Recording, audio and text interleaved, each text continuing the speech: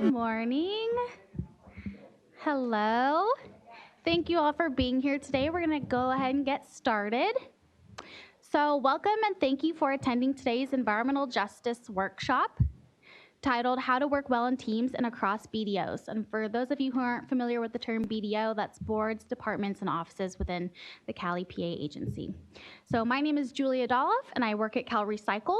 And really quickly, if anyone needs to use the restroom, they're out the door to the left. If there happens to be an emergency, like a large earthquake, just follow CalRecycle staff once you hide under the tables, out the doors, and across the street to Cesar Chavez. Hopefully there's not an earthquake. So this event today is put on by CalRecycle's Environmental Justice Program, which is managed by Maria Salinas. Anyone who works with Maria knows that she is passionate, creative, and a driven leader who challenges, motivates, and inspires us to implement environmental justice in our professional and personal lives. As such, Maria has collected an impressive and enthusiastic gathering of environmental justice volunteers across CalRecycle who help implement a variety of EJ projects and policies.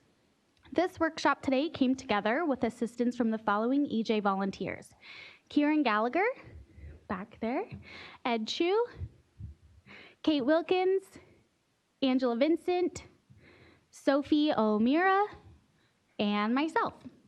We are so grateful that today's workshop is led by Eleanor Crescenzi up here with me.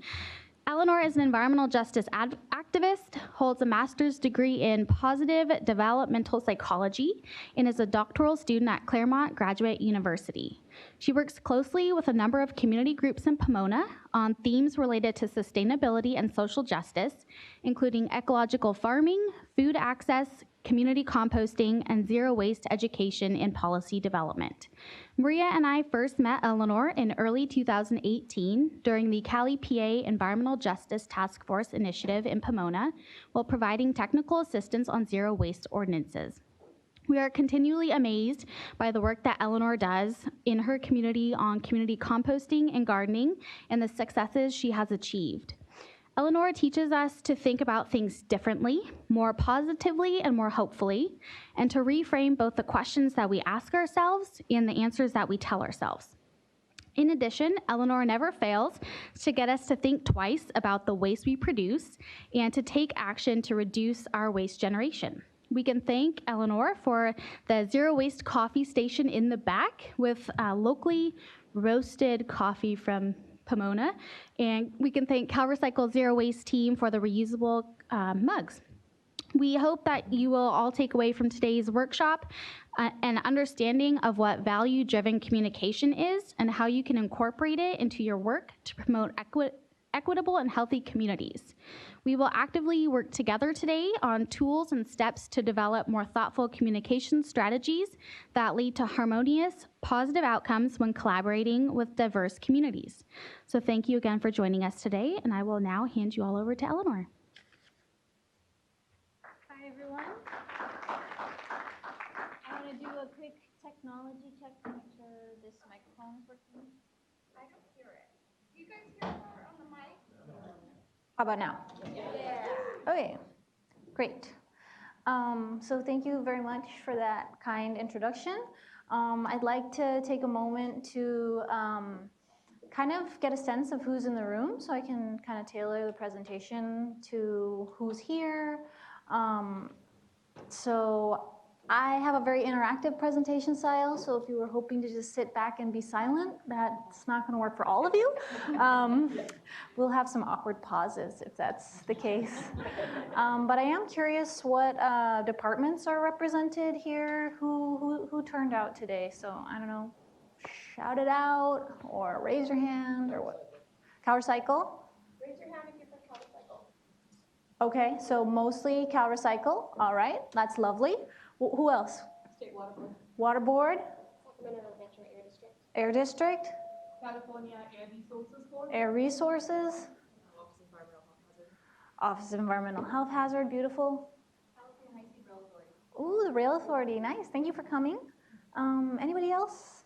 We have some community members also. All right. So a little bit more on my background, just so you know what kind of questions that you can ask me. I have kind of, I would say, expertise that I'm bringing both from my professional and academic background, which is in positive developmental psychology. So the short version of that I like to tell people is, instead of studying what goes wrong with people, we study what goes right with people. In particular, I study cross-cultural understandings of human goodness, character and value development, and also the way that the care and treatment that we receive impacts our development and ability to respond to people with things that we think of as pro-social values. That's sort of my professional expertise. What's more a hobby and maybe values that I take away from my parents is not wasting things, making sure things go to good use, and kind of engaging with waste and recycling systems, gardening systems, composting systems. And in the past several years, I've become very involved in our local community around projects that are intersectional between environmental and food justice, in particular community composting. So I've worked on 3 or 4 local projects with local municipalities developing policy around community scale composting as a diversion tactic, climate change and environmental justice and food justice work. And we'll talk about that a little bit more tomorrow. So if you're around the lunch hour, feel free to stop by and hear a little bit more about that. But today, I want to take time to really share with you some really cutting edge research on communication. So if what you take away from this whole presentation were to be summarized down to 30 seconds, it's most of the training that we receive in communication comes from a marketing perspective and a sales perspective. And that is very effective for getting short-term behavioral change, such as getting someone to buy something.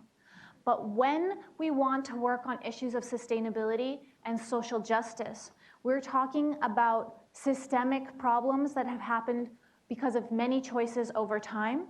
And we are in fact in the sustainability and social justice predicaments because of the results of many short-term choices that haven't had long-term vision. And when we communicate about them in the same way that we have been trained in marketing, we actually undermine the very values, behaviors, and thinking that is needed to resolve those problems. And so when we want to work on social justice and sustainability initiatives that bring about long-term solutions, we need to communicate about them differently. And the purpose of this presentation will be to delve into that. So we're gonna have at it. I'll give you a little outline of the presentation after we just get a little bit more on the same page. So the question I'd like to offer y'all is, do values matter? This is not for me to answer. This is for you to answer. So do values matter? And why, if you think they matter, why?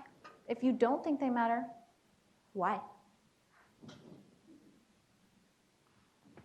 Values kind of drive your attention. We need microphones because we're streaming. Oh, yay. So I heard you say values. Oh, sorry. Hi. Testing. Okay.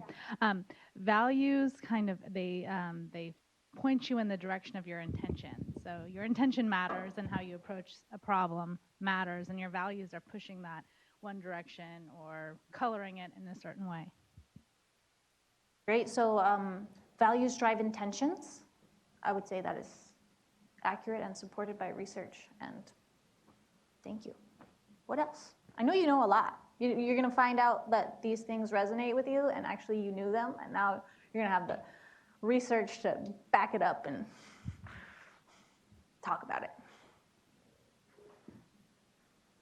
Hello. I think values matter a lot, especially in sustainability, because they're related to the culture. People's culture depends on what type of values they have. If they were raised in a form in which they have to take care of the earth and the water, or they just don't care about it, makes a big difference. So if a person is going to be involved in a program, in a business, or anything related, it has to have good values in order to perform and function better than if they have values that are just indifference or things like that. Yeah, so I'm hearing that values are an important component of our culture. And if we have good values, those are going to be played out in our lives. And reflect, yes, what we do. Values are the kind of inspiration behind certain actions, and they also help guide how those actions are carried out. And so they're really important, kind of like bowling alley bumpers to lead you towards a certain goal. Yeah, great. I heard you saying they're inspiring, so maybe they give you the energy and the drive, but they also frame the vision of the direction of where you're going, where that energy takes you. Yeah. I would say that they absolutely matter, and it's really important to recognize that everybody's values are different. And so recognizing that somebody else's values may not align perfectly with your values, but nonetheless, they're still important. Yeah, so values matter, and we may hold different values from each other at different times. We're definitely going to learn a little bit more about that. So I'm excited to share with you kind of the different tiers that manifests on. So thank you for bringing that up. And yeah, what else? Yes, I do think that values matter, and because people, human, behave based on their value or make a decision based on their value, and also those values comes from their own belief system. So, like she said, if people's belief system is different, then definitely the values vary and different, and then we have to acknowledge that. Great, so I'm hearing that values have an impact on behavior and decision making, and that they may be rooted in personal beliefs, and so they may be different for each person, and we need to find a way to respect that. Is that what you're saying? Okay, great. Any other burning contributions? You gotta wait for the mic. I just thought values define you as a person, define who you are. And so values would define a society, a whole society, how your society lives. So that's So part of identity, that your values define who you are as an individual, define who you are as a group or a society. Great. I think we're going to find that the research does support that. So I hear from a lot of people different ways that values matter, and I hear you speaking to the psychological constructs that are really relevant to this theme. So we're going to get into that. So it is absolutely true that values influence our attitudes and behaviors. And I'm guessing that it's quite difficult for you to see what these say on the screen. So let's do this a little differently. So I hear you saying in your dialogue that there is an influence of values on behavior, on decision making. What areas, in terms of the kinds of themes that we're talking about, where do you think that those influences are going to show up? You can just shout it out, I'll repeat it. In our work. In our work. What we buy. What we buy. Personal interaction. How we interact with others. How we vote. How we vote. How we treat others. How we raise our kids. How we receive information. how we receive information. What about like in your work specifically? Like, what about like within CalRecycle or the Water Resources Board or the air? Like, does it impact how we take care of the environment, how we recycle? Well, maybe how we interact with stakeholders, what image we give them as CalRecycle, for example. How we present ourselves. Well, you saw there's a bunch of pictures coming up. These are all the research findings related to, well, not all of them, but many of them, related to social justice, sustainability, environmentalism, and just in generally, like looking at values and how they, and what they affect. So our values influence, they affect our interests, they affect our attitudes towards specific issues, such as immigration, gay rights, how we feel about human rights in general. They affect how we approach conflict and war. They affect our political preferences, how much we support certain kinds of policy, how we feel about global poverty. It runs the gamut. It affects what we eat. It affects how we vote. It affects where we spend our money. Our values affect how empathic we are towards others. It affects how much we recycle, our ecological footprint. These are all things that there's research-based findings on values specifically impacting these areas. Whether we volunteer, whether we save energy, what job we choose. So yes, it affects our work. It affects how we treat others. It affects whether we engage in recycling or taking care of the air or taking care of our shared water.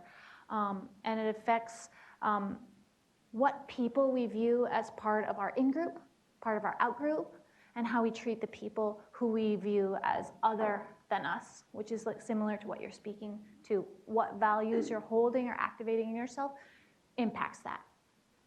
So this area really does impact very broadly the issues that many people, or maybe many people gathered in this room, hold near and dear to their hearts. What to expect today in this workshop is the first section is going to be structured more like an information session. So it's going to be a little bit of give and take between the two of us, but really I'm going to try to catch you up on decades of research in a very short amount of time and set you up with the background in human values research and in the value activation research, which we're going to learn is very critical to the work that you all are doing.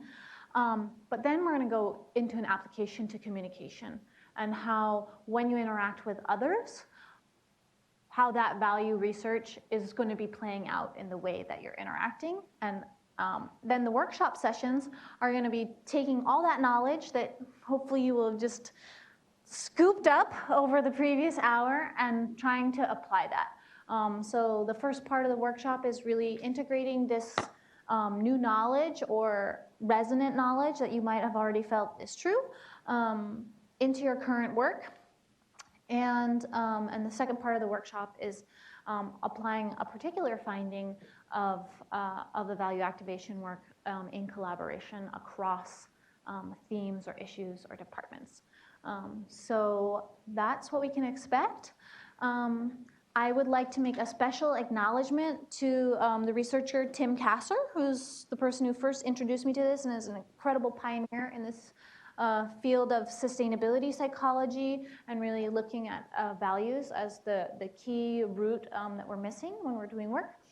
He shared a lot of his slides and presentations with me, and he works with a group called Common Cause, and they are actively publishing in this area and working across governments, NGOs, and community groups to really affect positive change in our world. So if you want to find out more about their work or get some access to the source material to share, you can check out their website, valuesinframes.org.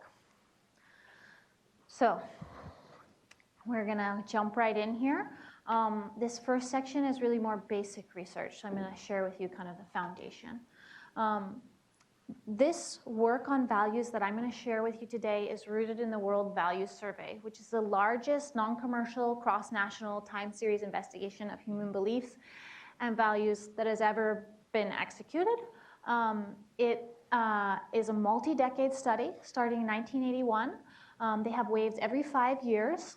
This is a global study. They've done investigations in nationally representative samples in over 100 countries, so that is representing over 90% of the population of the world. There's been, in the course of the study, over 400,000 respondents, 20 languages represented in a common questionnaire. So that means the same information is presented all over the world and feedback is gotten on those issues. Why I'm telling you this is that this research is based on an extremely well-validated and cross-cultural resource base. It's not a small study, it's not a small commitment that has been made to generate this information, and it has been shown to be extremely reliable. What that survey has found is that there are values that are consistently expressed all over the world. These values are universally expressed in all countries, all over the world. It may be hard to see. What's your ability to see this slide? Low. So there's different areas. You're going to see at the top a value of universalism. What you see there are values for equality, being part of nature, a value for a beautiful world, a value for a world at peace, for wisdom, for protecting the environment, for inner harmony, for social justice, for broad-mindedness. These are the values of universalism. Below that, going clockwise, you see the values of benevolence. There you see a value for spirituality, forgiveness, helpfulness, love, friendship, a meaningful life, responsibility, loyalty, honesty. Below that, you see values for conformity, self-discipline, politeness, honoring your elders, obedience. You see values for tradition, humility, detachment, maintaining tradition, religious devotion, moderation, accepting your lot in life. Next to that, you see values for security, for health, for family security, for social order, for cleanliness, for reciprocation of favors, for national security, for a sense of belonging. You see power, values for power, social recognition, wealth, authority, public image, social power, achievement values, value for influence, for ambition, for success, for capability, for intelligence. Hedonism values, values for enjoying life, for self-indulgence, for pleasure, stimulation values, value for daring and variety and excitement, having an exciting life. You see self-direction values, values for independence, for freedom, for curiosity, for creativity, for choosing your own goals, for privacy, and for self-respect. These are the values that people all over the world express. And they have been categorized by the researchers into the categories of universalism, benevolence, conformity, tradition, security, etc. I'll speak to this a little bit more in an additional slide, but I want to mention it while we're looking at this one. This is actually a map, a statistical map of these values, and it's not arbitrarily organized. So these values are organized by how they occur when people speak about them. So when people speak as a core value, say about a beautiful world, they are much more likely to speak also about the other universalism values. So they will talk about being part of nature and protecting the environment and equality and social justice. And they are also more likely to speak to the adjacent value groups. So someone who speaks a lot about holding universalism values will be much more likely to also hold benevolence and self-direction values. Similarly, things that are opposed to each other in this map are much less likely to be expressed simultaneously. So a person or a culture that espouses a great deal of achievement values or power values, value for success, for influence, for ambition, for wealth, for public image and social recognition, those people are much less likely to simultaneously or habitually express values for universalism or benevolence. But what we find is that when you ask people about any of these things contextually, they value all of them. And people independently mention all of these values in the survey. These all show up everywhere all around the world. But we do see trends in nations and cultures where you will feel a predominance around a certain set of values, and you will hear people mention it much more. And within an individual, you will hear a predominance, a disposition towards certain types of values, and they will speak to those more in the moment. So that's sort of what we observe. I think it's going to be hard for you to read this presentation. I'm happy to make available. I mean, it would be great if people want to take it home, or I'm happy to share the slides. These two would be things I think are great reference material, the previous slide and this one, just for kind of understanding what's going on. What has happened as a result of that research is the building of a model, which is called the Circuflex Model, which is basically one that represents those categories of value and kind of understands those values as being either intrinsic or extrinsic in terms of what is motivating them. So what you see as intrinsic values are ones that people do because it feels good to them to do them. And those tend to be on the left-hand side of the chart. And then you have things that are motivated due to more external circumstances. These tend to be on the right-hand side of the chart. And then you also have things that are self-oriented or other-oriented, and the similar way of looking at this chart, where you're focusing on what's going on in internal experience, or how something outside of you impacts the self, versus how what you do impacts others.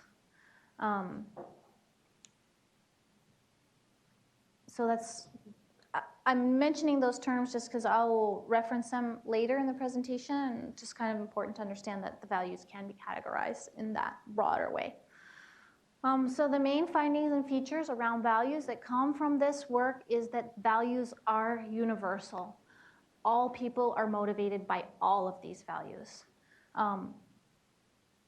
Even if someone dispositionally is rooted in values for power, they are motivated by benevolence and universalism values when those are presented. It's very unlikely that if you ask a person, just if they care about being kind or compassionate or social justice, and you really engage them in a dialogue around that, that they wholeheartedly and truly will tell you, like, I don't care about social justice at all. Or, like, I have no value for compassion. I don't want people to treat me compassionately. I don't want to engage in compassion. I have no value for compassion. That's actually not something that happens in real life among, like, broad swaths of humanity. We do have some outliers.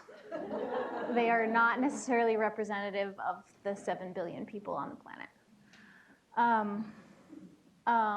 And there's individual differences, so people are motivated by differing degrees. Some people may be very, very, very, very minusculely related, able to respond to these values and experience motivation. But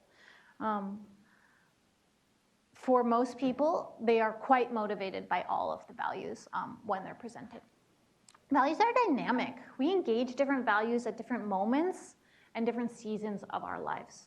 So we may have dispositional values, but the circumstances we find ourselves in actually bring up and help us understand that there's value for certain values and make us want to express them. And so from moment to moment, we may actually act from different values because we have all of the values within us. Or we may be someone, say, for example, who often acts from universalism and benevolence values, but we may feel very threatened. We may be in very real danger.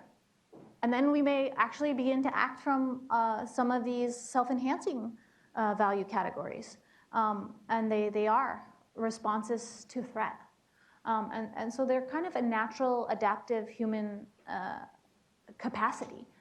So they're not, some are not good and some are bad. They're context responsive. Values are engaged, and I've heard you guys already speak to this, so I sense there's a real understanding of this among this group. But values are engaged on cultural, dispositional, and momentary levels. So we engage our values as part of our cultural paradigm, we engage it as part of our identity, and we engage it as part of the experience of the moment and what's happening and the information that we're getting about what's going on. Values are related to one another. So this is what I was talking about when I was pointing out the map is not arbitrary on how those values are presented. And that leads to two effects that I will reference and that you'll see as very important within the literature, which is what's called the bleed over effect, which is that values that appear next to one another tend to co-occur and stimulate the expression of their neighbors. So, as a practical example of what that means, is you may have benevolence values nearby values for tradition and conformity. And when you're able to speak to the value of compassion and kindness, you may be able to talk with someone in a way that they are open to and identify with quite easily because it's nearby. And so to move from religious tradition to compassion to universalism is the bridge between the values. But if you speak directly to the social justice and the environment, someone who's very rooted in religious tradition, that may be too far of a leap to feel open and identified with what you're saying. And so some of the communication can be about finding that common ground between where your values are seeming not to align. Also, the seesaw effect. So this is the idea that things that are opposite each other actually block and suppress the expression of one another.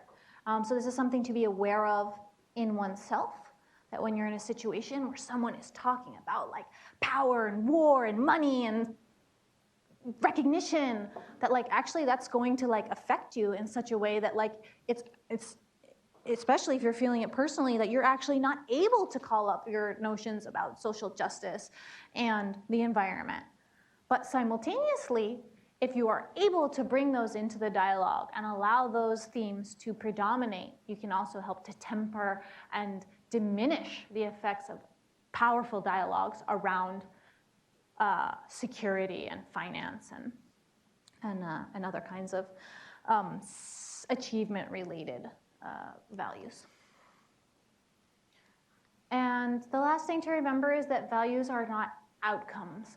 So we can't evaluate a person based on what's happening. We can't necessarily know what their values are. So just a simple example of that is there may be an artist who becomes very famous, but the values they're grounded in could be quite different with that outcome. They could be very grounded in creativity and self-direction, and the way that person would behave and interact with the world would be very different than an artist that was actually pursuing their art for the purpose of that success and that notoriety.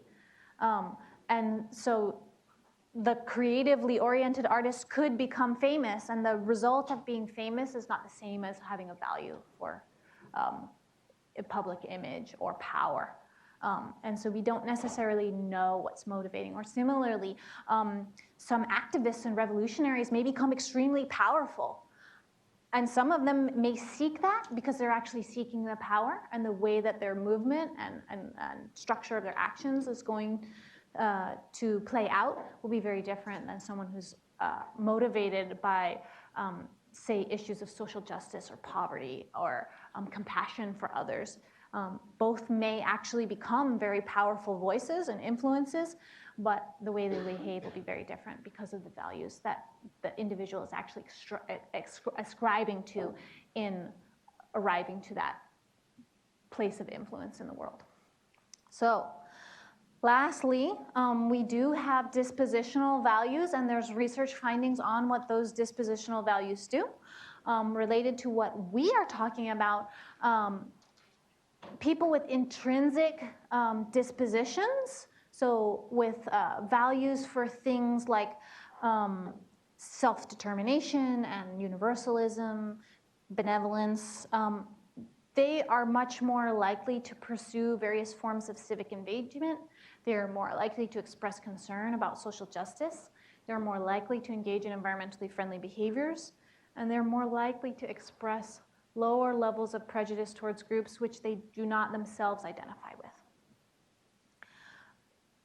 Conversely, people who ascribe dispositionally to values related to power and achievement, conformity, are associated with higher levels of prejudice, less concern about the environment, lower motivation to engage in environmentally friendly behavior, weaker concern about human rights, more manipulative behavior,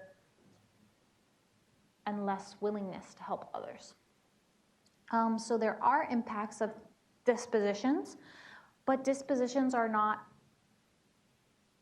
permanent. They are malleable, they form over time, they form in response to the environments, to developmental environments, to cultural environments, to work environments, to the context of the communications we receive in our day-to-day life. So they are not random, they're not arbitrary, they're not fixed. These value categories in a nutshell, just to really hold in mind, this is something I'm going to be asking you to hold in mind, to kind of follow along with the rest of the presentation, is that the intrinsic self-transcendent values are really these values. Values for social justice, equality, unity with nature, freedom to choose, self-acceptance, broad-mindedness, affiliation, community, compassion. These are the intrinsic self-transcendent values or other-oriented values. And the extrinsic self-enhancing values are conformity, image, social recognition, popularity, preservation of your public image, wealth, financial success, and a value for authority, like your own authority being respected and complied with. So those are extrinsic, they're self-enhancing, they're oriented towards the self, you, with yourself very much at the forefront. So hold those in mind, because once we start diving into this value activation research, these are the values that we're going to be talking about as being activated. These intrinsic values are these extrinsic values, and what happens as a result of them being activated. Yeah? So at the beginning you asked if we thought that value was important. Have you ever had anyone answer? At the beginning, you asked if we thought value was important, and everyone here said yes. Have you had anyone say no? And if that's true, did they fall in the extrinsic value category? I think for the most part, people do say yes, that they feel that they matter. Sometimes in those more extrinsic categories, people don't recognize the things that they value as values, because we tend a little bit more colloquially to use values to mean these kind of more like spiritual concepts and like religious concepts. It is true that people who are more in like hedonistic, like self-determining may like have a rejection to the word value, but when you give them a definition that includes all the things, they're able to kind of recognize that, oh yeah, like I do have a value for like monetary security, like that's something that I want, you know, and they may talk about it more like as a desire than a value. I see that there is in some way not the values don't matter, and I could answer that by saying that really it's the actions that matter, and what drives people and what motivates people is less relevant than the actions and outcomes they do, because what you listed as intrinsic and extrinsic on that slide, both of those things you can make the environmentally right choice or the socially right choice, even if you're self-motivated by different values. So I could see that the values themselves don't matter, but the actions and outcomes really do. I guess I would push back a little bit, and we'll get into it, because it is true that any given choice could be the environmentally right choice or the socially right choice, but I would argue why you do it absolutely does matter. And it matters because that person is going to go on making choices outside of the context which you intervened in or that you provided information at. And if it's grounded in a value for others, for example, then for choices that are not the same one, where they have this idea of I have to do this or I'm incentivized to do this, they will continue to make choices that are similarly impacting the environment in that right way or others in that right way. Whereas if it's motivated by self-interest, as occurs when we give monetary incentives, then the person will look at that and be like, well, it's not cheaper for me to do that more environmentally right thing, so I'm not going to do it. And that goes back to their value. So you could say, well, in that situation, they made the right choice. In that situation, they made the wrong choice. But what you're actually seeing is in both situations, they expressed their value, which was towards their own monetary self-interest. And so when you monetized it and made it incentive for them, they didn't matter what the content of the choice was, because all they were focusing on was the money. And then when that stimulus or that incentive was removed, they didn't do that thing. Yeah.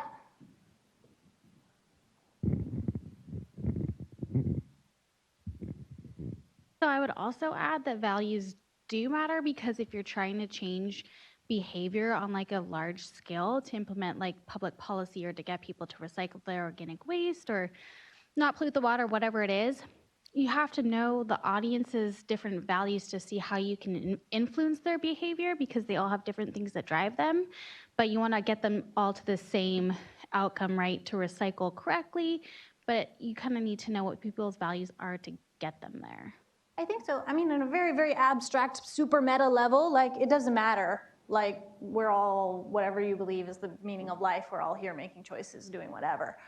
But if you're in a space where you're like, well, I want the species to survive and us not all to be underwater, so I have this like understanding of what's going to happen if we take all these choices, then from that perspective, you know, it matters, because you have a vested interest in the choices that other people around you are making, and you want them to have an understanding. So this is where like it matters when you're trying to influence or change the choices that the other person is making, then they matter.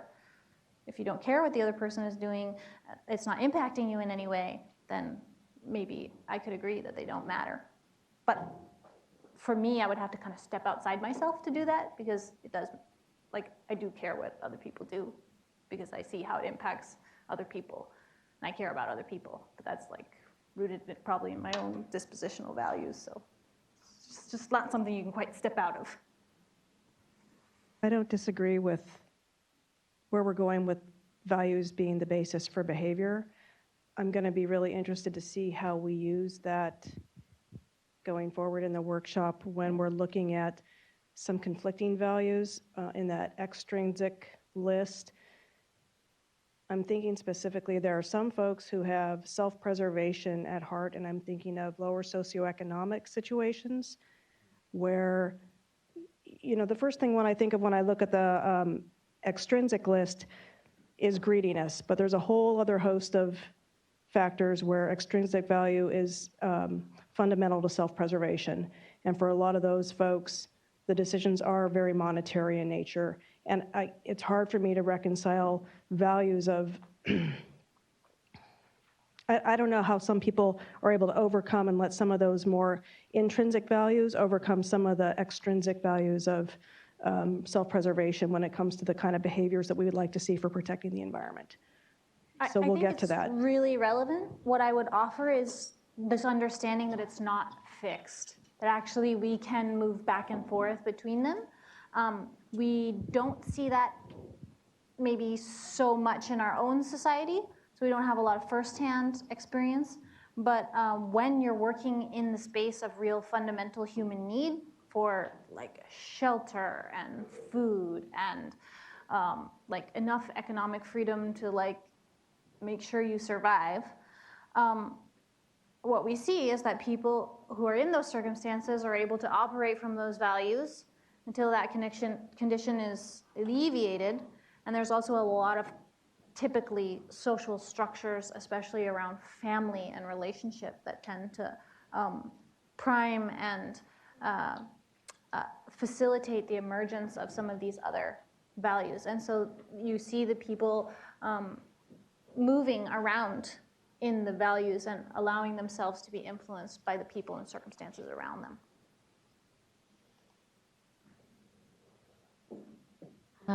I was just going to say that the conversation previously was kind of making me think of, I do think that sometimes people do have to act their way into right thinking.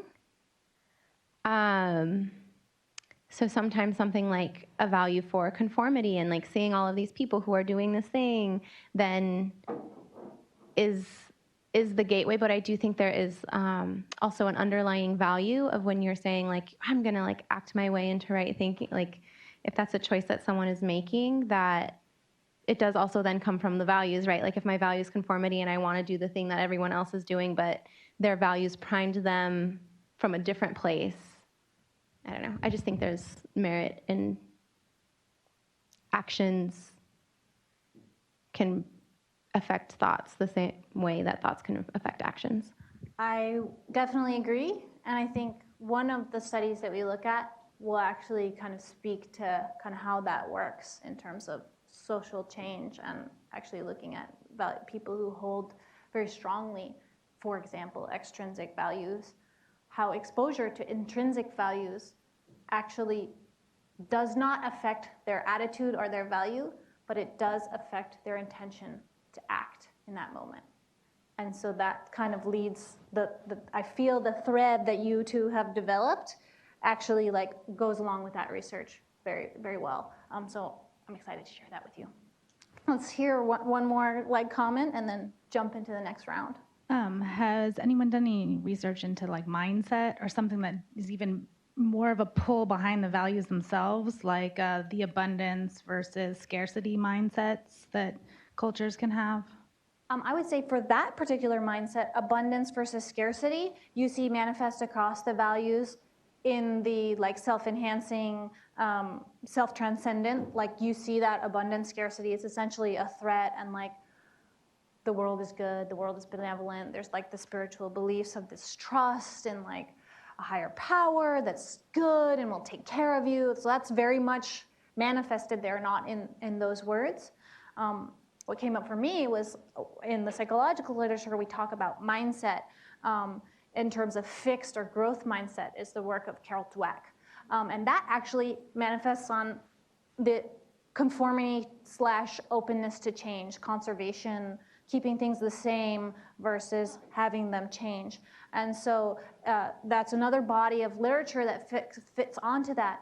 And it's also affected by language. So when you say like, we're not doing this, you're gonna prime the fixed and conservation, like we're in so much trouble, no one's doing this, you know, you're actually like saying it's this way because, where if you were to say, we're not doing this yet, Okay, so like we're not doing this yet, is to say, let's prime the openness to change. And so then you're actually activating the values that are more those self-determination ones. So you're actually kind of saying like, it's okay for you not to be doing this action now, but you're opening the door for change. And you're keeping it open. And by doing that, you're actually activating these other values as opposed to just saying, well, this is just how it is and we need to accept our lot and just see what happens. So specific value activation research. I'm gonna jump through these. Priming and framing are two words that I'm gonna use that are come up in the literature a lot. They basically have to do with how we think and what are our limitations as a human organism. So human beings have limited attention. We are really good at sorting information, but we only have so much information that we can deal with. That's how our brain works. And we basically make decisions based on that capacity. So when we habitualize things, when we make a habit of something, when we create a disposition for ourselves, that's actually a way of us being able to take in information and not have to think about it and not have it take any of our attention resources. So when you have a habit, you'll realize this like when you're driving home, like you didn't pay any attention to how you got home. You just got there. And that's because you made that a habit and you actually subverted that process out of your active attention. So it's no longer demanding your attention, and then you can think about other things. Because you basically can only think of 7 things at once, and as soon as you start thinking of more things than that, they just start dropping out of your mind. Which is why you forget things when you're really busy and stressed out. We also make decisions based on what we're paying attention to. But what we can pay attention to is only a very small amount of things. So that's why we create dispositions. When we have a value disposition, that means in this kind of situation, I'm going to make this kind of action. You don't really think that much about it. You just do it, and it works for you. So the habits and the dispositions are sort of ways of not thinking about things. Priming is a method or a circumstance of basically having certain information activated in our mind, either at a conscious or subconscious level. So it's actually bringing attention to that thing that you're primed. And it's becoming a factor upon which you're then making subsequent decisions on. That's what priming is. Framing is a way of presenting or thinking about an issue that includes certain things and excludes certain things. It's also an attention regulation mechanism where you're like, I can't really process all this information, so I'm only going to process these 5 things. But the 5 things you put in that frame are deeply going to affect the decision because all the things you left out. So if you're only thinking about tax revenue and GDP, and you're not thinking about how clean the air is, if that's where you draw your frame, then it's easy to make decisions that are detrimental to the air because you're just paying attention to what the economic repercussions are. So how we draw that frame greatly impacts the decisions that get made. And last, when we communicate, we always prime and frame. And the same is true of values. We always activate some values. The question is which, and this is why I think it's so important that we actually talk about this, because people are like, I want to be neutral. And it's just sorry, there's no neutral. There really is no neutral. You are going to speak from the place that's your identity and your perspective, and you only have so much time, especially with practical matters of presenting information, and you're going to be making choices. If you're working with a staff, your staff is going to be making choices. When decisions are made at city council, whoever made the presentation greatly affects the decision that's made. And so we often think, oh, the elected officials are making the decision, but actually, the way our government is structured, the local staff people are actually influencing that decision very heavily, and that they're not elected officials. So you kind of see this interplay in how it works. Eleanor, local staff people, you mean? So by local staff people, do you mean people who work for city government who are making those decisions? Yeah, so for example, when something comes, but then it's also the public, right? So that's the function of public comment. In our political system, you're often having a staff report that's made that presents whatever issues are considered to be of concern to those particular individuals. And then you have the random slew of community members who show up, or an organized slew of community members, and they present whatever they want to. And both of those are the sort of things that create the information that goes into the attention, which is why organization is so effective, because if you have 100 people talking about social justice and equity, it actually can impact how those decision makers are thinking, because now they're thinking about social justice and equity, even if the whole thing was framed in terms of finances. But what's a disadvantage to the public is public comment usually closes, and then the discussion takes the direction that it takes, and often if that discussion starts to then fully focus on, say, extrinsic values, then those will be the factors that go into the decision making if they're not able to keep the voice of the public in mind if it was speaking more to those other kinds of values. But while I'm here, I would say in these departments for the government, you are the staff people. So you are the people creating those reports that then go to inform the public and also potentially regulation, the execution of regulation. If you are in a position to influence RFPs on the climate investment funds, you are creating the frame for the proposal of how that business or organization is responding, what criteria they're responding to. So in the RFP, for example, if you ask people to say how their project promotes social justice and equity, you're going to get a very different project than if you ask them to show you the numbers that this is going to work. So I'm going to fly through this part a little bit more because I want to catch you to the end. So this is some basic research specifically around values and frames. So the frame that you offer people is very clearly altering cognition. So these are two studies in which the activity that people were asked to do was exactly the same, but the name that the people of the thing that the people were doing was changed. So when this first study, when the person was told they were doing a consumer reaction survey versus a citizen reaction survey, when the participants viewed themselves as consumers as compared to citizens, they were much more attracted to extrinsic values such as wealth, image, and success. One word. And this other study was a little bit more complicated. I don't know if any of you are familiar with a game that's called the Prisoner Dilemma game, but basically it's a game that's set up where you don't know what the other person is going to do. If you both choose to do the collaborative thing, then you both get something, but it's less than if you choose to do the self-interested thing and the other person chooses to do the collaborative thing. Then you get all of the benefit and they get nothing. But if you choose to do the collaborative thing and they choose to do the self-interested thing, then you get nothing and they get everything. So if you really think about how the game works, you should just trust the other person to do what will be in their overall best interest, and you should both choose to collaborate every single time. That's how you'll both end up ahead. But if the person sometimes chooses to collaborate and you sometimes choose self-interested, you will do better and they will do worse. That's how the game works. Anyway, so they invited people to play this game, and to one group of people, they called it the Wall Street game, and to one group of people, they called it the community game.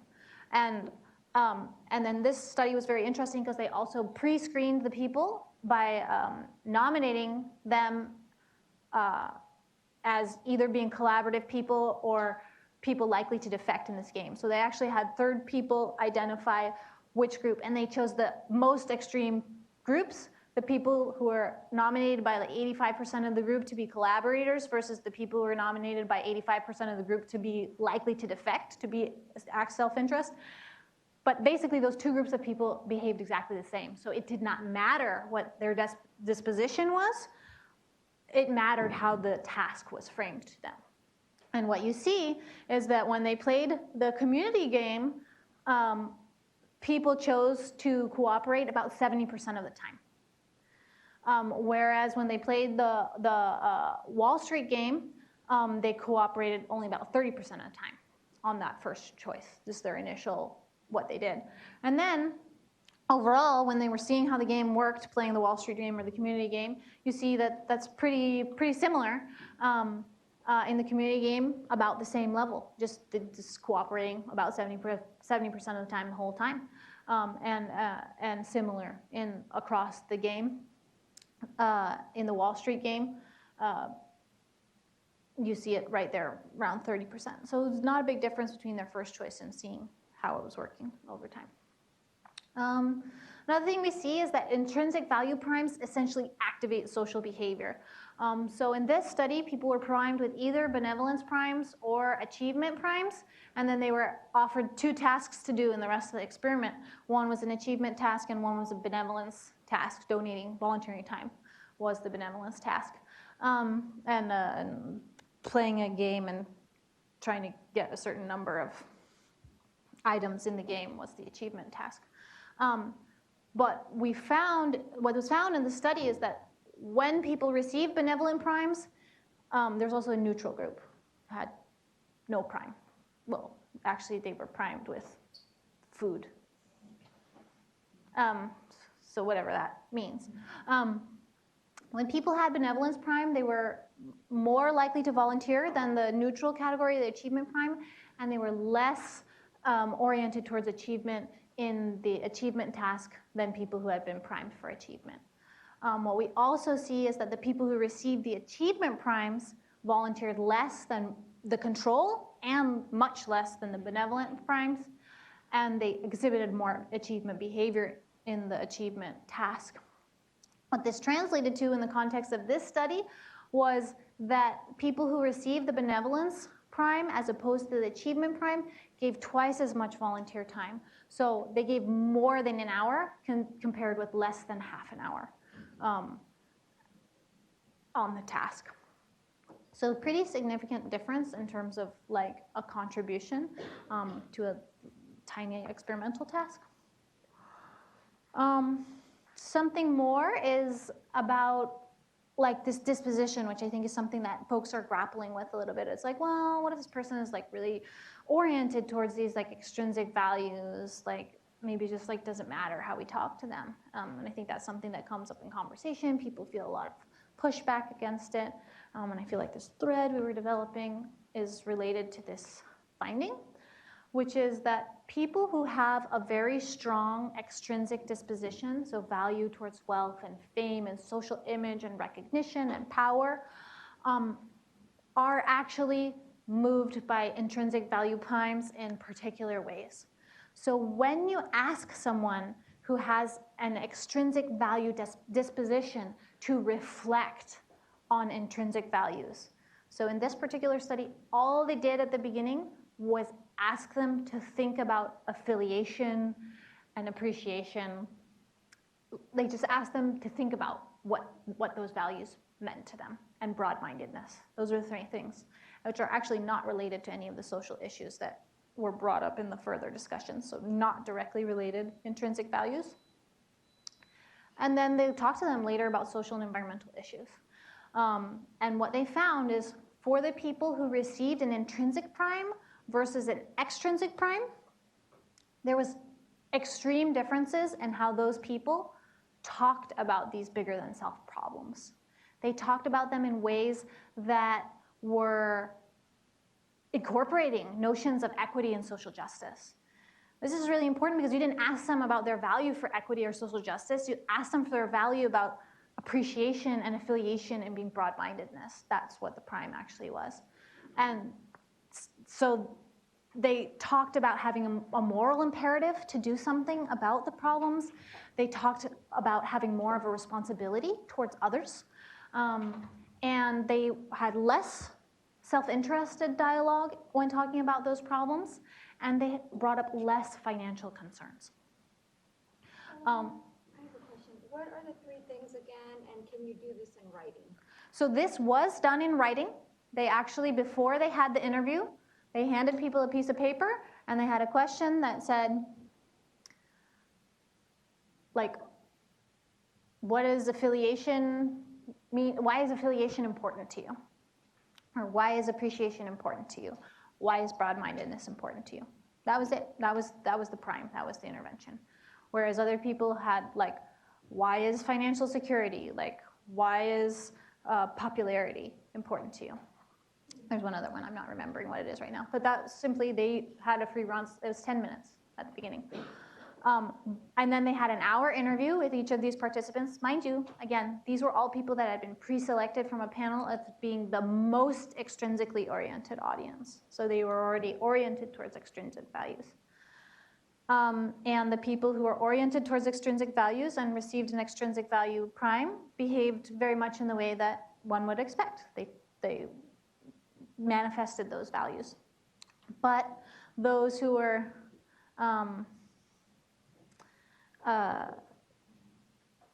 primed with the intrinsic values responded very differently in a way that would be unexpected. Just a quick question. Generally speaking, I mean, okay, it's probably hard to generalize, but how long do primes like this tend to last? I mean, did these people leave the room and then immediately start? So this was in the context of an experimental design, so it was shortly thereafter. And that is the case with many of these experimental designs. But the other thing that is also the case about these experimental designs is they're very short. So this 10-minute intervention is actually probably one of the most intense interventions that's offered. Some of the other interventions are, I would say, have less what's called ecological validity, but they work. Like most of the previous studies just had people sort words. So for example, in the benevolence and achievement prime, they sorted words like kindness from words like shelf and sofa. That's all they did. That was the prime. Versus sorting words like wealth and fame from shelf and sofa. Versus the control, sorting hamburger and tomato from shelf and sofa. That was what they did. Sort the words. And most of the other ones have been similarly, where you're just like hearing the word or sorting the word or interacting with the word. This is more of a reflection task, which I think is really important for the work that we're talking about, because when you lead a workshop or something, like you can ask a question, you can invite reflection, you can have a little writing activity. You can do that in your departments before you have a dialogue around how we're gonna develop policy around this issue. And so you can kind of create a, and then this also happens in culture, like maybe your business or your home is one that's like really steeped in that value, and so you're constantly being primed in that. And so that's one of the reasons why you tend to behave in a certain way, because it's actually being very much reinforced by the social or environmental context that you are putting yourself in. But those are not neutral, and they are things that we have some agency over. And one of the things that I spoke about in my environmental justice presentation is that, like, actually you always have agency, because you have the power to shift any dialogue by the questions that you ask. So you have the power in any room to say, what are the implications of on social justice of this action? And you immediately shift the dialogue, because now you have put a question on the table that asks how it speaks to those values. And so you're priming everyone to engage that value. And the only way that's not going to happen is if they're not listening to you, which is possible, but like some of the people are probably listening to you. And if they catch on, then maybe that's someone that the other person who wasn't listening to you might listen to the other person, or the follow-up question, for example. And lastly, something very important is from this study was they found that extrinsically disposed people actually used a financial frame to suppress their own moral and helping frames. So they might start bringing up something about like, oh, I guess it would be good to help people. And then they would start talking to themselves or to the interviewer about the financial frame, and they would minimize the importance of the issue that maybe they themselves have raised. So they actually like did a quite fine-grained analysis of like, how was this person's own words and thoughts like influencing what they said next. Is economic stability taken into account for these studies? Is economic stability taken into account with these studies? Could you tell me more about what you mean? Like, I guess if someone is financially stable and they may have a savings aside and they're not living paycheck to paycheck, do they answer differently than someone who is very financially conscious because they're living paycheck to paycheck and they don't have like a safety to fall back on? I would say that this study didn't analyze along that. It's a panel of highly studied folks, this particular study, in the UK. So that's a nation with a significant amount of financial security, and then the group is one that's participating in a lot of psychological research on an ongoing basis, which generally what we know about that tends to be like middle-class folks and above. There is quite an interesting turn in psychological research with people using like MTurk and stuff, and it's Amazon's Mechanical Turk is a platform where people all over, you actually get a much broader socioeconomic diversity and cultural access, but to my knowledge, hasn't been used for some of these more important findings at this time. So I would say it's still an open question. So one of the things I think that can happen to us is when we're talking about a particular issue is we're approaching it from like a scientific perspective. And while it might have some social, or very clearly have some social implications, whether it's here in California or elsewhere, I think that the general sense is that we need to stay in our lane, that we need to talk about the really specific scientific or really narrow environmental aspect, whether it's air or waste or water. So what I'm hearing is that while, of course, a lot of our issues that we deal with in a scientific sense have really broad impacts and implications, that we're sort of hamstringing ourselves by really staying in this lane of science, because it turns kind of into science versus financial in those decisions. It's like we're excluding the social and those other kinds of values from the narrative and how we are framing those issues. Yeah, and I would also say we're also excluding a lot of science. We exclude all of the social sciences. We exclude psychology. We exclude social science. We exclude political science. And one of the reasons why I would argue that it's very important not to do that with issues of sustainability, social justice, climate change, etc., is those are not natural phenomena. They are phenomena in which human beings are involved. And often the decisions of human beings are involved. And so when we then ignore the science of how human beings make decisions, and we ignore the science of what motivates people, we actually ignore a measurable, quantifiable, scientifically investigatable component of our model. And we just pretend like that part doesn't matter. And it's actually the most important part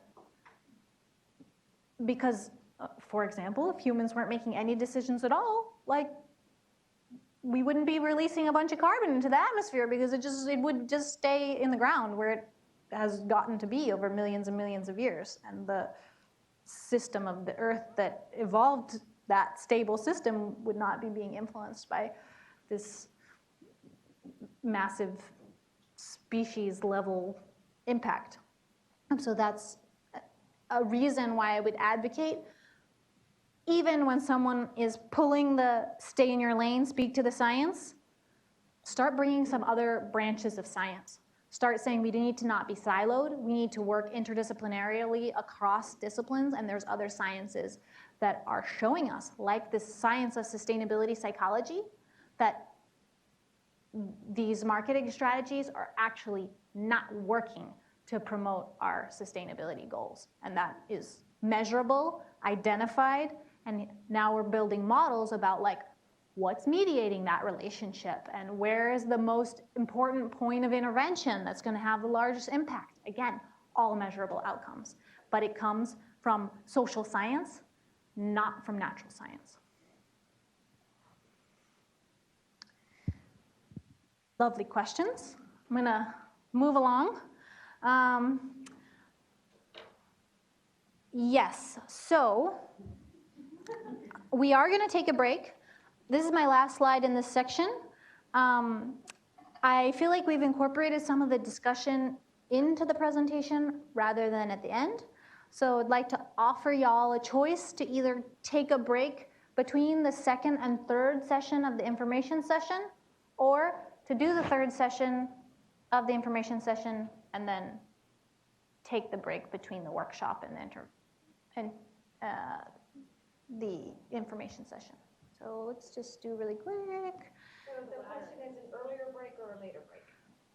Yeah, and either a break in the middle of information acquisition or after the information acquisition is done and before the application part happens. So kind of conceptually between tasks or conceptually in the middle of tasks, but right, like so in the minute. We only have 1 hour left, right? We go until noon. Until noon. Mm-hmm. But if that clock is right now. Yeah, so basically if we get a break now, then we will have just 1 hour left. If we break that hour left, it's gonna be, Because information acquisition is always better to let your brain yeah, rest a little bit. Break now, come back in 10 minutes. Okay, I'm going to finish the slide because it's the end of this section. It's going to take me 30 seconds. So one of the things that we could talk about is how do we construct interventions and what kinds of interventions work to prime values. And so there are a lot of naturalistic and reflection type activities that have been experimentally shown to prime intrinsic values or to promote mental states that are consistent with them. And so some of these are to actually think about a person who accepts you for who you are. This primes those intrinsic values. To practice gratitude and also positive reframing, trying to understand how that thing could actually be good or beneficial. Those tend to get you to more intrinsic values, to actually reflect on the intrinsic values themselves, which is similar to the intervention in the study that we just talked about, where you're like just thinking about like what is affiliation or what is appreciation or what is a world of beauty. And you just think about that. That's reflecting on the intrinsic value. And also, interestingly, to immerse yourself in nature. So, going for a hike or having a retreat is one of the reasons why we're then able to like engage in some of these more broad-minded vision work, and why people often do that as a practice, because it actually results in more broad and positive thinking. So with that, go take a break. Please come back ASAP. 10-minute break, but I'm gonna like start pretending to start at 7, so 7 minutes, so that like by the time 10 minutes comes, we're really starting.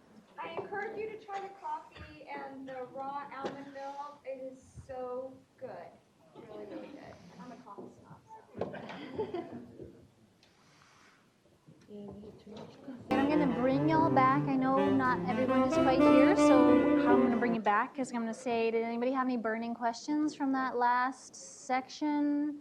And now would be a good time to ask them before we officially start this. This is my pre-10-minute warning. This is my 7-minute warning. So questions or comments or other sharings from y'all? How can we get more information about what you're doing? Like, how can we develop questions that are good? So how can we get more information about these studies and learn how to create questions to communicate better with stakeholders or our coworkers like that, to construct bridges between the values in order to influence others or communicate better? How can we create questions? Do you know how? Yes, so I would say that's a great practical question. This next section is going to speak to that a lot in terms of like generating some skills and ideas around that. That website I gave you at the beginning, Values and Frames, they are very interested in producing toolkits and things. So they have a couple one-pagers that may be good to like hang up around the office. It's like, how do you communicate about this?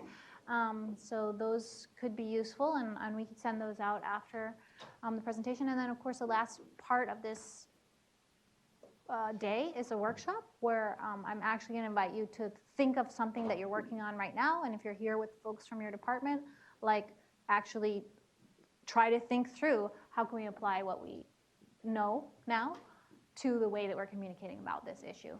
And I'll be here. If you have a question, you can ask me, or I can point you in the direction. And there's also like Tim Castor that I mentioned, super helpful. He's an academic, but he structures his time in alignment with his priorities, which is also having to do with a lot of activism. So he is working with public officials, and I think he would be open to providing you all with feedback. He works with the city of Santa Monica on an alternative indicators project, and the opportunity to like work in the state of California developing like different policies is like very impactful in terms of like on a global scale, right? This is a major component of a large country, and it's a place where like some of these more progressive policies, such as things like the Climate Investment Fund, like could actually do a lot of good. So With that, I think 10 minutes is up. So we're going to jump into the applications of communication. So why language? Why are we talking about language as like a tool that is like good for us to be using right now? One of the reasons is because language is the tool that we use in public discourse on social and environmental challenges. Like we talk to people about it, or we post messages, or we create content and like we put it out there. Like we are using language as our communication tool. Another reason is language is really easy to change. Institutional, regulatory, systemic, and cultural change are all very slow and very challenging. So this is actually something that contributes to those forms of change. And we may think of those as broader goals, but this is something that you literally can like go back to your office and the next flyer you can make it differently.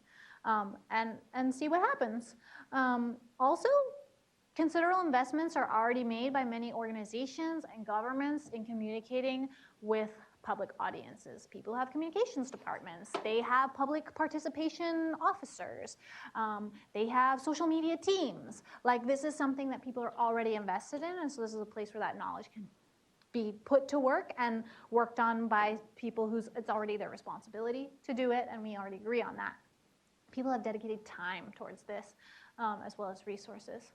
And last is communication inescapably engages values, and that repeated engagement of particular values is likely to lead audiences to hold those values more strongly over time.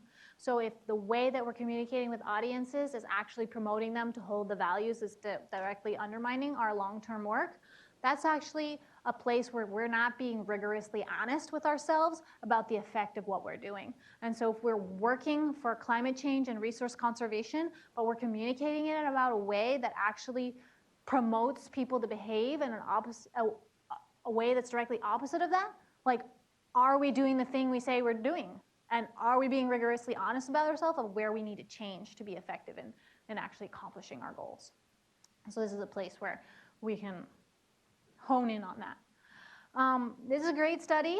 It's done in Canada, looking at intrinsic value primes and environmental behavior. So what they did is they gave people a reusable cup, and they printed different messages on the cup, like whether it was priming an intrinsic or extrinsic value. It had and they counted how many times those cups came into the coffee shop to be filled up. And what they found is that a message like, for the love of nature, which was the most effective extrinsic prime, versus less trash, more cash, which was the most effective intrinsic prime versus the most effective extrinsic prime, the love of nature cup came in twice as many times as the less trash, more cash. Both interventions were effective in manipulating behavior, but the intrinsic one was more effective in this particular study. So when we're encouraging people or we're creating language around incentives, like, what is the why that the people are doing it? And is that a like deep and fundamental why? Like, are we moving away from disposables so we can save money? Is that really the reason why we're doing it? Or are we moving away from disposables because we care about the environment? I have another question. So for the love of nature, microphone. I have another question related to the for the love of nature versus the trash more cash. So for example, Subaru is doing ads and their cars are about love and stuff like that. And I notice a lot of consumer ads are poised that way. Do you think that they're doing that with the same intention, and do you think that works for them as well? Well, it works for them, but in that case, like, maybe there's things that lack alignment between the values that they're using to sell their product, or the audience that they're using to sell the product, and their goals. So like, they we want to see make that money. with like gay washing during Pride Month, where like all these companies that are doing all these things that have really poor like human rights and social justice implications, but they're suddenly like sticking a rainbow flag on everything. And then it's working. Then like this whole large population is like, oh, that business supports me, and I'm going to go spend money there. Like, this is where the why matters. They didn't, my analysis, presumption. They didn't do that because of a real interest in queer rights, but rather because from a marketing perspective, running that campaign was going to be profitable to them. So they ran it. Yeah. Okay, thanks. Intrinsic value primes affect environmental behavior. So this one's really cool. When you frame things like recycling in terms of like autonomously helping others, as opposed to like something that you have to do, which is not autonomously doing it, or as something that's like good for saving money, when you do it in a way that's like because you might want to, or it would be valuable to you, and because it benefits others, the environment, like learning of the next generation kind of thing. What the results of this study found is that when people go to learn about something, they feel like they learn about it because they want to, and they say they're doing it because they want to, which is much more powerful than if they feel they have to, because when you remove the have to, then they don't do it. When you remove, you can't remove the want to, actually. So if you collaborate with people in cultivating their desire to do the thing, they will continue to do it after you go away with your intervention. Then in this one, there was a learning task where people were reading about it, and when they were asked, when the activity was framed in terms of their own learning and helping others, they superficially process it more. That's like, if you ask them afterwards, like, if something was hard for you to understand, did you just skip it, or did you go back and read it?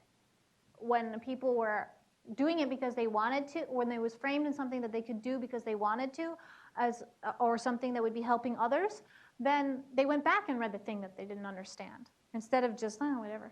If they felt they had to do it, they just, oh, whatevered it, and they just didn't read it. When they were asked about how they engaged with the information, like whether they connected it to other areas of their life, if it was about something they wanted to do and was helping others, then they did. They were like, oh, this connects to this thing that I'm doing. This is related to this concept that I learned. When they were given comprehension tests about like whether they actually understood the information that they were reading, when it was framed in terms of autonomously helping others, they actually performed much better on their comprehension of the tests, especially at a conceptual level. And when they were given opportunities to learn more about the theme later and on their own with like nobody watching them, like whether they were going to the library to follow up, tracked by their student IDs in this case, and whether they participated in like a field trip to a site visit for a recycling center, when they were primed in this way, they went to those things. And when they were primed in a way of something you have to do and they're given an opportunity or suggestion of something optional they could do later to learn more, they didn't do it. So how we talk about things, and especially the way that we talk about the motivation or the reason for doing it, affects what the person gets out of it and the longevity of the result. This study on intrinsic value primes, which I'm going to get kind of deep into, but I think this is something that would also be a resource to take back with you. Maybe if you want to print this real quick, it could be valuable for the next couple slides. I was going to read them, but I don't think we really have enough time. So in this particular study, we looked at how intrinsic value primes influence an audience intention to engage in various forms of civic action. And so what we found is when people are given an intrinsic value prime, they actually say that they're more likely to write to an elected official, to attend a public meeting, or to volunteer. So these are more implicit signs of support, and it's framed in terms of intentions to act. And they perform better than extrinsic value primes. These intrinsic value primes perform better than extrinsic value primes or value primes that mix extrinsic and intrinsic value messaging. Basically, if you pair the messaging of intrinsic and extrinsic, you don't get twice as much effect. You actually don't get the intrinsic value effects. So this was done through a study that was framed from like a nonprofit perspective, where people were given messaging around the work of the nonprofit, which was either a disability organization or a conservation organization, that either framed the reason for support of the organization and the theme in terms of intrinsic transcendent values such as social justice, equality, the freedom to choose, or unity with nature, as opposed to messages that appeal to wealth or success.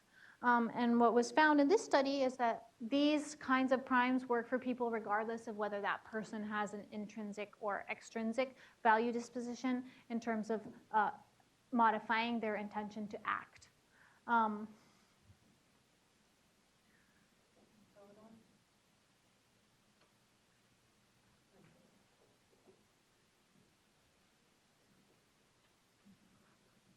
Did this research show that any one of those primes, social justice, equality, freedom to choose, or unity of nature, did any one of them, were any one of them more effective than others, or were they all given? How did that work? They were used in conjunction, and I'm actually going to show you the prime, because I think that this is a very important work in communication. So this is a little paragraph, so you can kind of see the difference of what these things look like.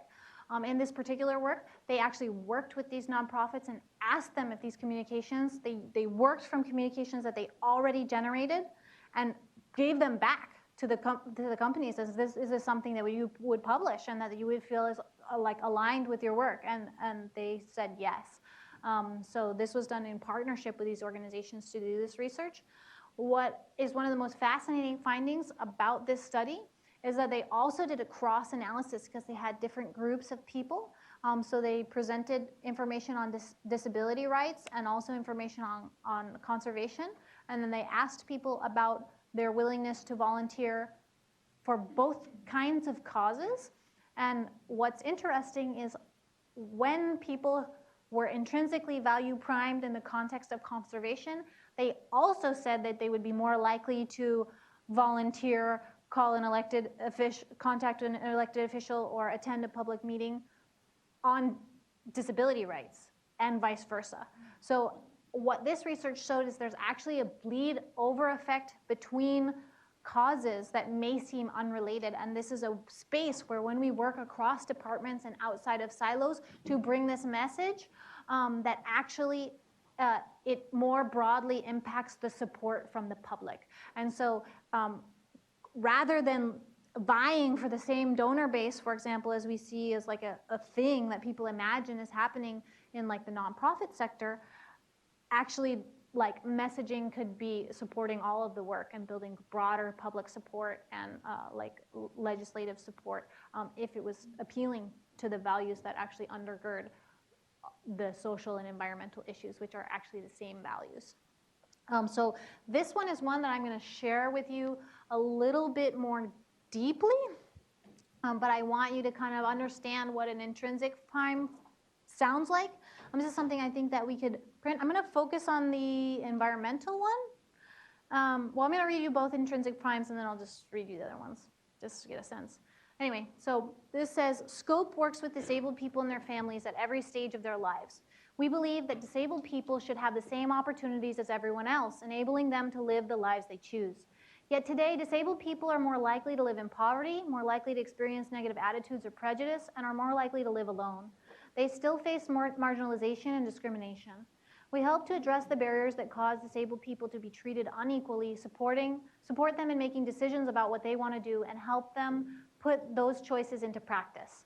With the right reassurance and practical assistance, disabled people can live independent lives. So that's priming the intrinsic values. This is the same piece of writing, but every place that primes an intrinsic value is switched for an extrinsic value.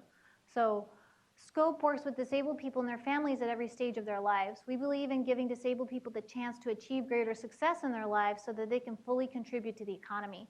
Yet today, disabled people are more likely to be unemployed and receiving benefits. We deliver a range of low-cost early interventions helping to address these issues while delivering considerable cost savings for both disabled people and the state. Early intervention represents a great return on investment. For example, one initiative costs about 65,000 pounds to set up. That's just 500 pounds each for the 130 or so families that can be reached over the course of a year. So it literally is the same text in terms of the structure, but certain words have been switched out. And it's a very different feel and has a very different impact on the people who are reading it or hearing it.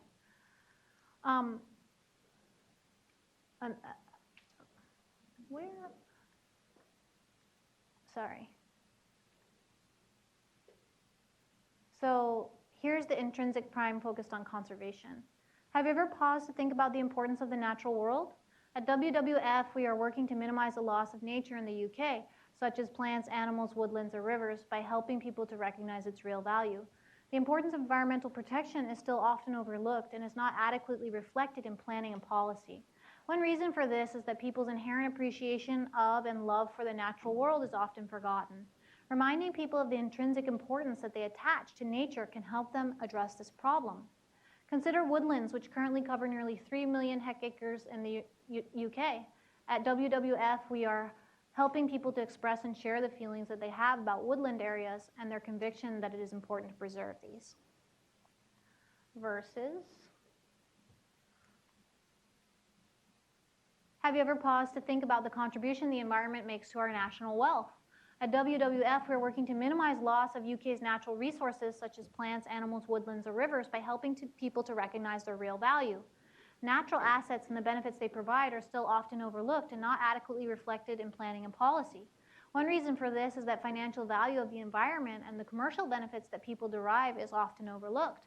Putting a monetary value on nature can help address this problem.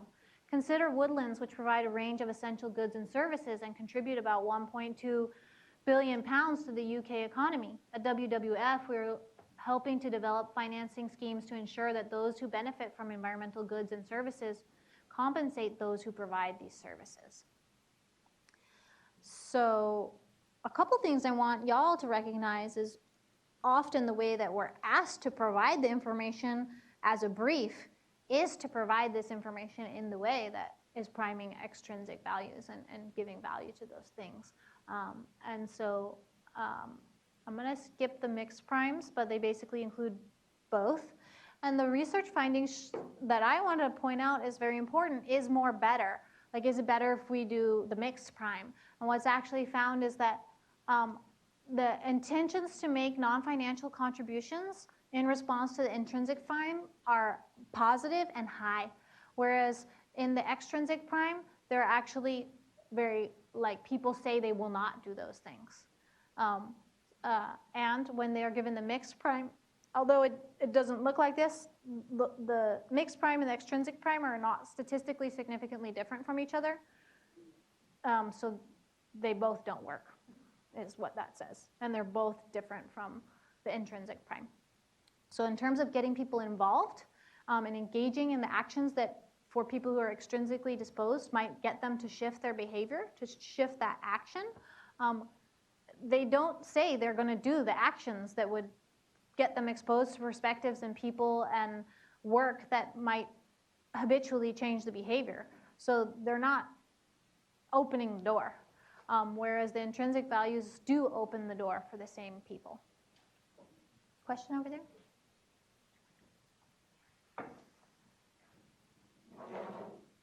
So this is really focused on getting people to, like, say, volunteer and help, you know, and to take a specific action. Has anybody actually looked at, is there a time where using that extrinsic approach would be more useful, like, say, actually changing state policy when you're talking about the legislature, politicians, you know,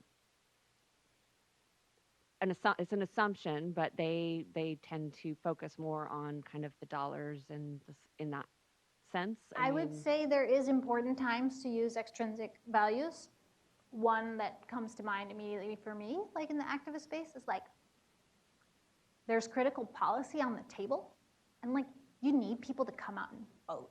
And so like you do need to tell them, like, if you don't come vote, like right now, like you're gonna lose the opportunity to do it, and like you're actually starting to move into that like threat-based space.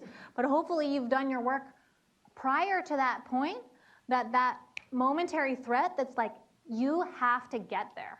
And similarly with activism, like, you gotta make your public comment. You gotta be there. If your voice is not in the room, it's not heard. And so those are places where like that immediate action is really needed to be in alignment with the long-term goals. I would say that may be strategically, like you gotta use all the tools in the box to get the people there, because if they don't, then strategically you have something that is not moving along with those goals. So, kind of related to that. Okay. Like as a scientist, you have all of this data and you're trying to present it to people in a way that's understandable. And I feel like with the intrinsic value, you kind of lose that science and numbers and maybe dollar amounts. Is there a, because that seems to me it would be the mixed category, which you're saying doesn't work. It didn't work here for these, but I think that's a beautiful question to move into this next part. So I'm going to skip this slide because I want to get to this one. The presentation of alternative indicators. So what we have typically is only the presentation of indicators that relate to extrinsic values. So it has been a movement in the social sciences to like start collecting like information on like national well-being, and there's indexes like social progress index and like a lot of measures that look at like environmental and social impacts, like very tangible, very much like here's a number that you can put on there. But typically decision makers are provided only with economic indicators like GDP or the tax revenue, the cost of this program, the ROI, like that's all they're given as their decision-making criteria. And they're not given these alternative indicators that look at human well-being or the environment, even though some are currently used by governments.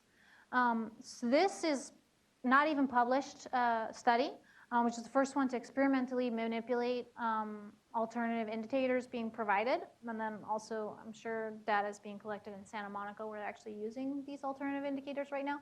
But this is a simulation experiment where people are given a kind of a municipal role as a mayor to deal with like request of a large acquisition of land over their final term as mayor. And there's like a whole computer simulation that has to do with this. And to one group, they are given the standard indicators about like the kind of production of their community and the increasing tax revenues. And the other group, they're given those same indicators. So it is a mixed condition, but they're also given indicators about air quality and citizen satisfaction with nature. So it's simplified, it's a simulation. That's what they get. Oops. And what the effects of the alternative indicators are when people are presented with the economic, ecological, and well-being indicators as decision makers, over time in a series of trials, they developed less open space than the group that was given those standard economic indicators alone. And in fact, over time, they developed 42% less of that open land. And then this is kind of like the structure of the development of total number of acres in that simulation. And you see at all points, like the standard economic indicators is much higher than the alternative indicators. What else was interesting about this is that those alternative indicators were not found to interact with characteristics of the individuals. So no effect for gender, ethnicity, or what their dispositional value orientation was. All of the people who had extrinsic or intrinsic value orientations, those were affected the same way by the presentation of the alternative indicators. Everyone who, when given the alternative indicators, developed less land. What was an interesting finding of this study is that alternative indicators have an increased impact on individuals who do not particularly enjoy thinking. So for people who just want to make a decision and don't think about it, when you give them the more information, it basically forces them to think about that more information, and they are much more likely to make a decision that in this case conserves land. And these alternative indicators have an increased impact on individuals who place an especially high importance on money and finance. And so what the researchers believe the mechanism is by presenting those alternative indicators, it was competing with that value for finances in such a way that they actually did start to minimize their own personal bias towards those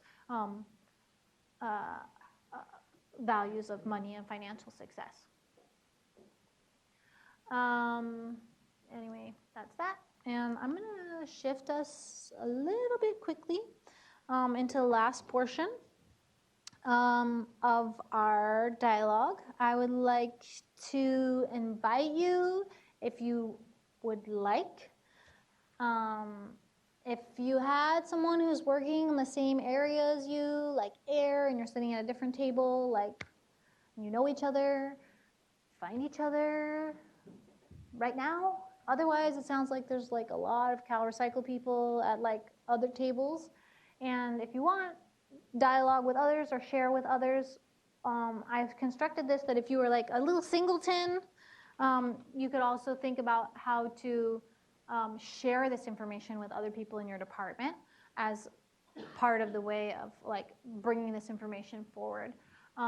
So I'd like you to break into those groups with folks that you normally work with or you are from the same department, and to choose something that you're currently working on, a communication you're offering to the public or within your department, to other regulators, and ask yourselves, how can you communicate about this work in such a way that it primes intrinsic values? And then try to make a plan for executing that, so that at the end of the next like 20 minutes, you actually like have an idea of something that you could do when you go back to your offices or fields or wherever you're gonna go when you're not here. And if there's no one here that you're working with, or you're not working on a project right now, I'd like you to take this time to consider how to share what you've learned about value activation with your current collaborators. How can you bring this information back? And what would it be that you would want to share as you think is a critical importance, and how would you want to share that? Like, if you're feeling like there's resistance within your organization to this kind of information, how can you take what you learned today to like create more openness around that? How will you structure it? What might you ask them to do at the beginning of that meeting? How might you get people to go to that meeting? Who might be someone who will act in solidarity to help build a little bit more momentum and support for yourself? So like, I would love to give you about like 20 minutes to work on that, and we'll come back together for the last 10 and check in and share and go home, go back to work, wherever. I'm gonna bring you all back together as gently as I can here. I know you're talking about something really fascinating. I feel like if you have something that came up in your discussion that feels like a gem, this is a time to share it with everyone, because who knows when you're all going to be in the same room together again. Or if there was a really perplexing question that came up in your group, here's also a time to like throw it out there and get 30 minds on it real quick. So, I don't know. What happened in your groups? And what's going to happen when you go back to the office?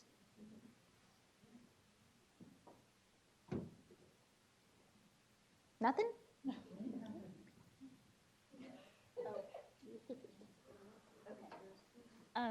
Hi. So I addressed a concern that kind of affects everyone who works within the state about accessibility. So we all have to make documents accessible for the public.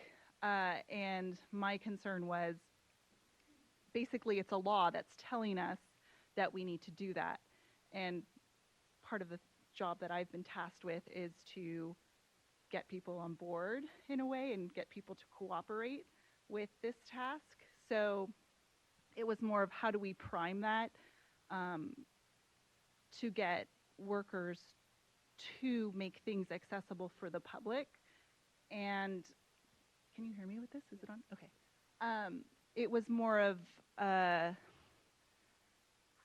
how do we prime it that we're saying that the 1% who's being left out right now is just as important as the 99% of those who can see or can hear the documents that we're presenting to the public. Am I making sense? So to prime it intrinsically would be to, this is the work at CalRecycle that we're doing. The environment is important to all. We want all Californians to participate, and to get all Californians to be invested in the environment, we need to present this information to everyone because it affects us all. So, and then in a way, how that trickles out of just accessibility, it trickles out because then we're not, in other aspects of our work, we're thinking about everyone involved. We're thinking about communities who are impoverished later on because we've already thought about everyone in past projects. So just kind of that was a specific project that I'm working on right now. I think that's really powerful. You're basically appealing to the values of equity and inclusion, like a world of justice for everyone. So you're definitely appealing to those kind of universalist values.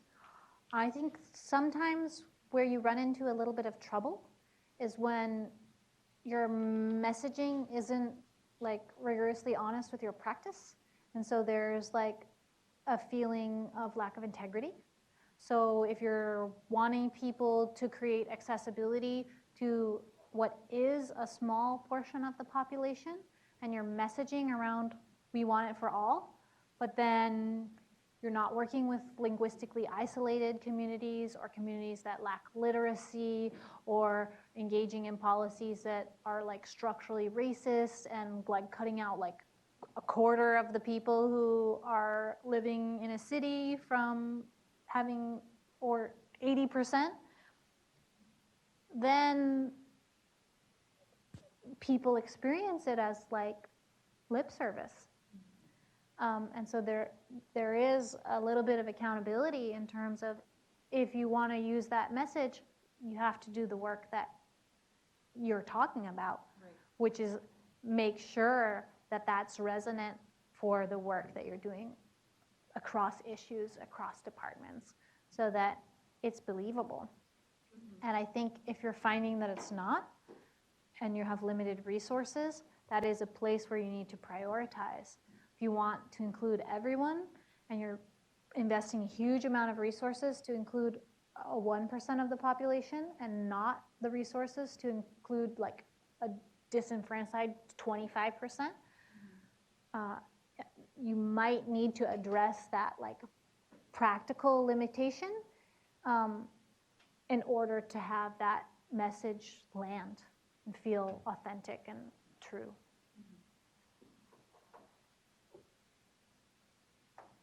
Anything else? That would be a good message for management. I don't know how we... Well, how could you raise it? Well, you're so right, and I'm wondering how we in individual offices and units who want to do this good work for the 1% that's required, if we're trying to bring these intrinsic values to ourselves and our colleagues, it's required by law, but we'd like it to be from the heart to make it meaningful, but agency-wide, that's not the case as you defined it, and you don't turn the Queen Mary on a dime.